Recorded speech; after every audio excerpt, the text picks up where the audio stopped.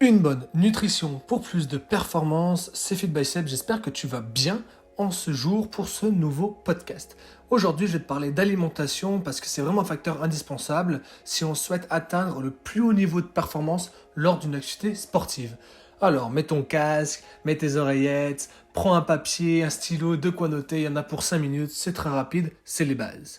Alors, pour démarrer déjà, une alimentation saine et variée permet à l'organisme de fonctionner au maximum de ses capacités. Tu auras moins de fatigue et tu auras plus de performance.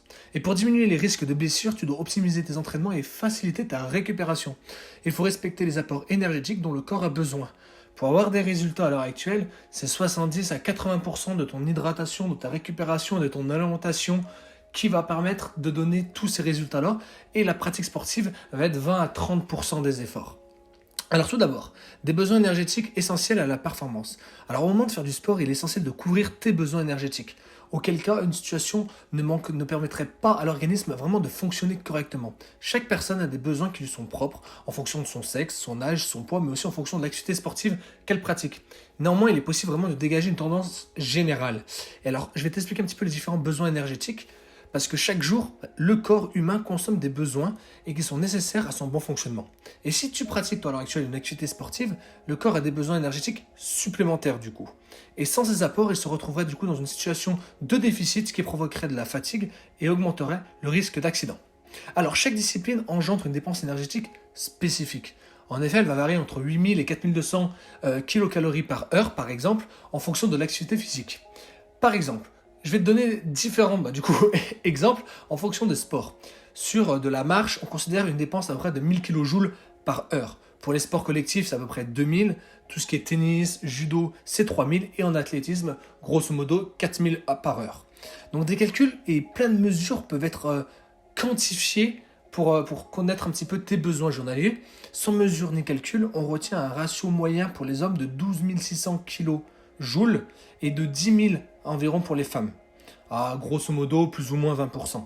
Et d'une manière générale, on estime que l'apport énergétique est satisfaisant lorsque le poids de forme est maintenu.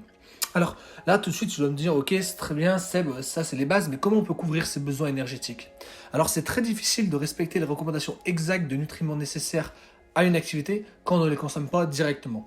Mais en effet, ce sont les aliments que nous mangeons qui nous fournissent réellement ces nutriments.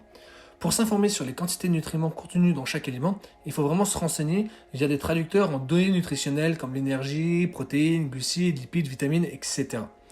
Ainsi, le seul travail qui te reste à faire toi derrière, c'est correspondre des apports énergétiques aux recommandations qui ont été faites par l'Organisation mondiale de la santé. Le plus souvent, une bonne couverture des besoins énergétiques repose sur un bon équilibre alimentaire. En respectant une alimentation saine et variée, il est possible de diminuer le nombre de blessures dans la saison. Qui plus est, cela permet aussi d'augmenter sa capacité à la récupération de l'effort aussi et obtenir des résultats réguliers lors d'une pratique d'activité sportive. Et sur le long terme, on assiste à une progression de la performance tout au long de la saison. Alors, pour optimiser ces apports énergétiques, on va faire avant, pendant et après le sport. Avant le sport, tu dois pratiquer par exemple une activité sportive dans la journée. Il est important de consommer des aliments qui contiennent tous les nutriments nécessaires au bon fonctionnement de ton organisme.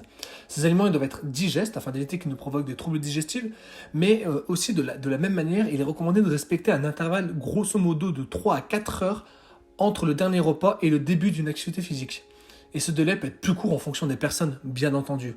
Donc, on va dire les 4 conseils les plus importants que je peux te donner avant de faire du sport. Bois suffisamment, évite les aliments riches en graisse ou en fibres pour diminuer les risques de troubles intestinaux. Point numéro 3, favorise les aliments riches en glucides pour ne pas avoir à puiser dans tes réserves d'énergie. Et point numéro 4, fais correspondre tes apports énergétiques tout en respectant un délai de 3 heures avant le dernier repas et l'effort. C'est tout bon? Pendant le sport, qu'est-ce que tu dois faire? Durant ta pratique sportive, il est important de te prémunir contre la déshydratation. En effet, l'eau est essentielle pour garantir l'activité des cellules, l'intégrité du système cardiovasculaire et aussi la régulation temporelle de ton corps. De plus, tu dois t'hydrater parce que ça va permettre de maintenir un bon niveau de performance physique et mentale. Et il convient à chacun de connaître le volume d'eau qui lui est nécessaire pour la pratique d'une activité sportive. Sur une journée, il faut 1 litre d'eau pour 40 kg de poids de corps. Après, sur 1 heure de sport, moi je recommande aussi 1 litre d'eau en plus supplémentaire.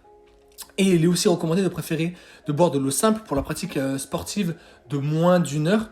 Et au-delà, tu peux avoir des iodes, tu peux rajouter des choses dans ton eau pour que tu aies une boisson à l'effort qui te permettra une meilleure récupération.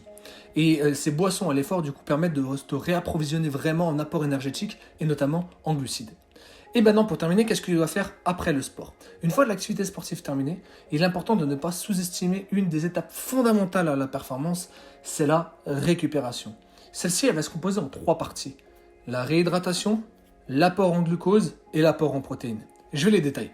La réhydratation est très importante pour restaurer le volume d'eau dans le corps après la perte causée par l'activité sportive. Certaines boissons comme le lait ou les eaux riches en sodium permettent de se réhydrater sans provoquer d'augmentation du volume urinaire, qui, rappelons-le, est également une cause de la perte d'eau, bien entendu. Le point numéro 2, comme je t'ai dit, c'est l'apport en glucose. Doit être vraiment la chose la plus prioritaire après le sport. C'est l'un des apports énergétiques qui est le plus consommé au cours d'une activité physique intense. Il est recommandé de consommer des aliments qui contiennent des glucides, par exemple des barres de céréales, pâtes de fruits, briquettes de jus de fruits, baguettes de pain, après le sport, parce que ça va permettre de favoriser et refaire une résynthèse du glycogène musculaire et donc la récupération. Et le dernier point, c'est l'apport en protéines, qui va te permettre de favoriser la reconstruction de tes fibres musculaires lors de ta récupération. De la même manière, on va dire, qu'avec le glucose, il est recommandé de consommer des aliments qui en contiennent après un exercice physique. Donc voilà par rapport à tous ces tips, tous ces conseils pour vraiment que tu aies une nutrition optimisée qui va te permettre d'aller chercher de la performance et tes résultats. Pour en savoir encore plus, n'hésite pas à venir me suivre sur Instagram, FitByStyle, à m'envoyer un petit message. Si tu as aimé ce podcast, c'est 5 étoiles. Je te souhaite une belle soirée, une bonne journée, un bon week-end, une belle semaine. C'était Sébastien, à très bientôt.